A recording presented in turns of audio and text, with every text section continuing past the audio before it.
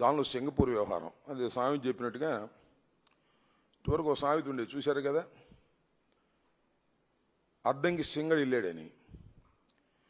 ఇప్పుడు ఆ సామెత కొద్దిగా మారింది, అద్దంకి సింగపూర్ వెళ్ళాడని ఆ సామెతగా ఉంది. చంద్రబాబు నాయుడు గారు కుమార సమేతంగా లావాదేవీలు తేల్చుకోవడానికి సింగపూర్లో మరి పెట్టుబడులు పెట్టారో, రావాల్సిన డబ్బులు కోసం వెళ్ళారో, సింగపూర్ వెళ్ళి 5 రోజుల పాటు అక్కడ పర్యటన చేశారు. ఏమి సాధించారు మీరు? అక్కడికి వెళ్ళి మళ్ళీ సింగర్లాగానే తిరిగి వచ్చారు.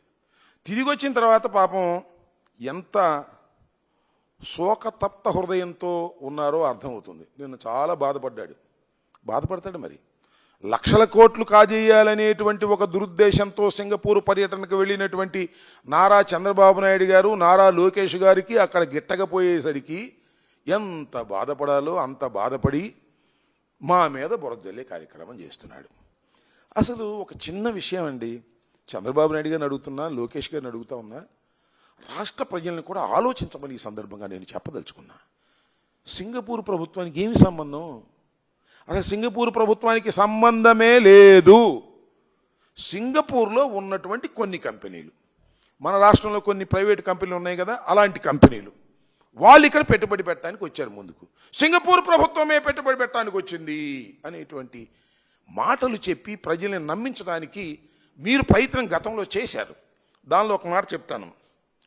పార్లమెంట్ సభ్యుడు, సింగపూర్కు సంబంధించినటువంటి పార్లమెంట్ సభ్యుడు లియోన్ ఫెలీలా అని ఆయన పార్లమెంట్లో క్వశ్చన్ వేశాడు. ఎప్పుడు 2019లో ఏం వేశాడంటే, చంద్రబాబు ఫ్రెండ్ ఈశ్వర్ని అడిగాడు, అసలు సింగపూర్ ప్రభుత్వం ఏపీ ప్రభుత్వానికి ఏమైనా సంబంధం ఉందా, సింగపూర్ ప్రభుత్వం పెట్టుబడులు పెడుతుందా అని అడిగాడు. అడిగితే పార్లమెంటు సాక్షిగా, సింగపూర్ పార్లమెంటు సాక్షిగా చెప్పింది ఒకటే, సింగపూర్ ప్రభుత్వం పెట్టుబడులు పెట్టడం లేదు. గవర్నమెంట్కి సింగపూర్ గవర్నమెంట్కి ఆంధ్రప్రదేశ్ గవర్నమెంట్కి ఏ విధమైన సంబంధం లేదు. కొన్ని ప్రైవేట్ కంపెనీలు, కేవలం కొన్ని ప్రైవేట్ కంపెనీలు, సింగపూర్లో ఉన్నటువంటి కొన్ని ప్రైవేట్ కంపెనీలు ఆంధ్రప్రదేశ్ ప్రభుత్వంతో ఒడంబడికలు చేసుకున్నాయి. ఆ ఒడంబడికలు ఇంకా ప్రాథమిక దశలో ఉన్నాయి అని 2019లో పార్లమెంటులో ఇచ్చినటువంటి సమాధానం. దీన్ని బట్టి ఏమర్థమవుతుంది? సింగపూర్ ప్రభుత్వానికి రాజధాని నిర్మాణంలో ఏ విధమైన సంబంధం లేదు. సింగపూర్లో ఉన్నటువంటి ప్రైవేట్ కంపెనీలు కొన్ని ఇక్కడ పెట్టుబడి పెట్టేటటువంటి కార్యక్రమం చేస్తున్నాయి. దానికి చంద్రబాబు నాయుడు గారు పచ్చ జెండాలు ఊపి సింగపూర్ ప్రభుత్వం ఇక్కడికి వచ్చేస్తుందని డప్పాలు కొట్టి ప్రజల్ని నమ్మించాలనేటువంటి ఒక దురుద్దేశపూరితమైనటువంటి కార్యక్రమం చేశాడనేది చాలా స్పష్టమవుతుంది. మళ్ళీ సింగపూర్ ప్రభుత్వాన్ని అంట బెదిరించారంట, సింగపూర్ ప్రభుత్వాన్ని పోగొట్టారంట. సింగపూర్ ప్రభుత్వం కనిపెట్టేసినంతా కూడా డొల్లని, ఇక్కడ లంచాలు తీసుకోవడం కోసం అక్కడ వాళ్ళు వస్తున్నారని కనిపెట్టిన తరువాత సింగపూర్ ప్రభుత్వం మాకేమీ సంబంధం లేదు పోండి అని చెప్పి పంపించేసింది. చేతులు దులుపుకుంటా చంద్రబాబు నాయుడు గారు వాళ్ళ అబ్బాయి వచ్చేసి మా మీద పడేటటువంటి ప్రయత్నం చేస్తున్నారు. దావోస్ వెళ్ళాడు, దావోస్ నుంచి కూడా వచ్చాడు. ఏమన్నా నేను అడుగుతానండి చంద్రబాబు నాయుడు గారు, లోకేష్ గారు, చంద్రబాబు నాయుడు గారు ఇప్పుడైనా కానీ 58 సార్లు సింగపూర్ పర్యటనకు వెళ్ళాడు రాష్ట్ర ప్రభుత్వం తరపున. ఒక్క పైసా, ఒక్క రూపాయి నువ్వు ఇక్కడ పెట్టుబడులు పెట్టినటువంటి సందర్భం ఉంటే చెప్పయ్యా. ఎందుకు ఈ డొల్లతనం అంతా, ఎందుకు ఈ మోసాలని కార్యక్రమాలు చేస్తున్నారు? ఎంత విచిత్రం అంటే, రాజధాని ఏరియాలో సీడ్ క్యాపిటల్ కోసం 1691 ఎకరం కేటాయిస్తే దానిలో 58% సింగపూర్ కంపెనీలకి అంటే ప్రైవేట్ కంపెనీలకి 58%, మనకు మాత్రం 42%. వాళ్ళు ₹1 పెట్టుబడి పెట్టరంట. మనమే 18,000 కోట్లు మనం పెట్టుబడి పెడతామంటే వాళ్ళు వచ్చి డిజైన్లు ఇస్తారంట. వాళ్ళకేమో 58% అంట, మనకేమో 42% అంట. ఇంత దౌర్భాగ్యమైనటువంటి అగ్రిమెంట్ చేసుకున్నారు కాబట్టే ఫెయిల్ అయిపోయింది. దానికి జగన్మోహన్ రెడ్డి గారి మీద, మా ప్రభుత్వం మీద పడి ఏడ్చేటటువంటి కార్యక్రమం చంద్రబాబు నాయుడు గారు చేస్తున్నారు. చంద్రబాబు నాయుడు గారు డప్పాలు కొట్టడం తప్ప సింగపూర్లో ఉన్నటువంటి ప్రభుత్వానికి, ఇక్కడ ఉన్నటువంటి ప్రభుత్వానికి ఏ విధమైన సంబంధం లేదనేటువంటి అంశాన్ని ఇప్పటికైనా మీరు తెలుసుకోండి ప్రజలు. అదేవిధంగా చంద్రబాబు నాయుడు గారు కూడా విషయం బహిరంగంగా చెప్పకోకుండా దాటవేసే ప్రయత్నం చేసి ప్రజల్ని మరింత మోసం చేసే కార్యక్రమం చేస్తున్నాడు. ఇది సరైనటువంటి విధానం కాదని కూడా ఈ సందర్భంగా నేను చెప్పదలుచుకున్నాను. ఇక రెండో నిర్ణయం,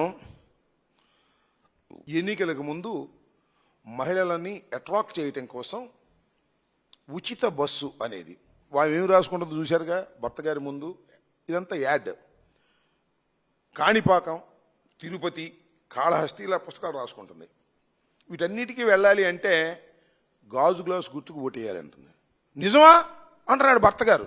ఇక మనకు భారం తగ్గిపోయింది, నా భార్యని ఎక్కడికైతే అక్కడికి తీసుకువెళ్ళవచ్చు టికెట్ లేకోకుండా అని చెప్పారు. ఇవాళ కాణిపాకం వెళ్తారు గుంటూరు నుంచి, చెప్పండి నాకు అర్థం కాదా. చంద్రబాబు నాయుడు గారు అలాగే జనసేన ఎందుకు ప్రజల్ని మీరు మోసం చేస్తున్నారు? ఇలాంటి యాడ్లు ఇచ్చారు, ఎమ్మటే చేయలేదు. పోనీ 14 మాసాల తర్వాత చేసినా కూడా ఏంటి మీరు ఇచ్చినటువంటి వ్యవహారం? ఇవాళ ఎన్ని బస్సులకి ఇస్తున్నారు మీరు? మొత్తం 1600 బస్సులు, 16,000 బస్సులు ఉంటే 6,000 బస్సుల్లో మాత్రమే ప్రయాణం. ఈ 6,000 బస్సులు జిల్లా దాటి బయటికి వెళ్ళవు.